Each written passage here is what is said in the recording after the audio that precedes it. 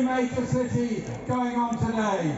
And next weekend there'll be local demonstrations all over the country. I'll be in Birmingham myself, but they'll be all over the country. Thousands and thousands of people have been killed because they're Palestinians by the Israeli occupying forces, and ever since this disgraceful and enormous bombardment of Gaza began in October. But there are many who suffered long before that as well. And if I may, I'd just like to recall the name of a brilliant young man who went to Gaza to support the Israeli Committee Against House Demolitions and tried to save children from dying in that process. And for his pains, he was shot dead while carrying children to a place of safety. He died exactly 20 years ago today. His name was Tom Herndl.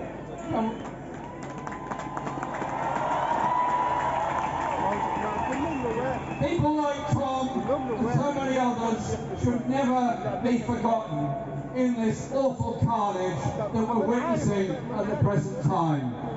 The carnage that is destroying life of its very self in Gaza.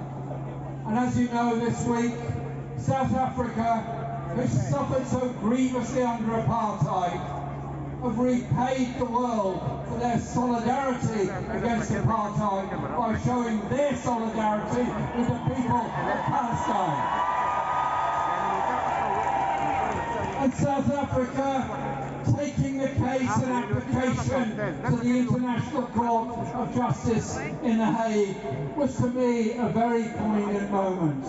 I was there in the court, listening with pride to the way in which South Africa and all of its representatives presented the most brilliant, logical, legal, compelling case to say that the attack on the collective population of Gaza, the expulsion of the people of Gaza from their homes, the destruction of their homes, their schools, their hospitals, and everything else amounts to the crime of genocide under the International Convention.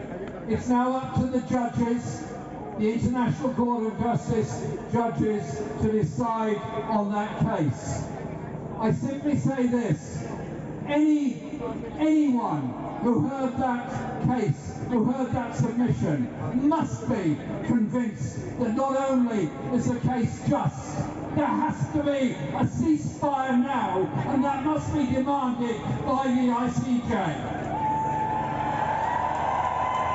I will also say this: the attacks on Gaza, 70% of the homes destroyed, the schools, the hospitals, and now more people dying from wholly preventable conditions because of starvation, of dehydration, and of diarrhea, and all these preventable conditions brought about by the destruction of normal life.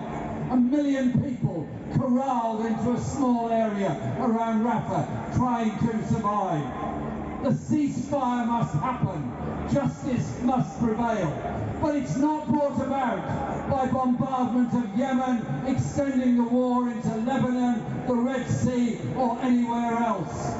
As if there aren't enough bombs that have already been dropped on the Yemen over the past years by Saudi Arabia, supplied by Britain and the United States. So our demands, our international, our global demands, are justice for the Palestinian people. But our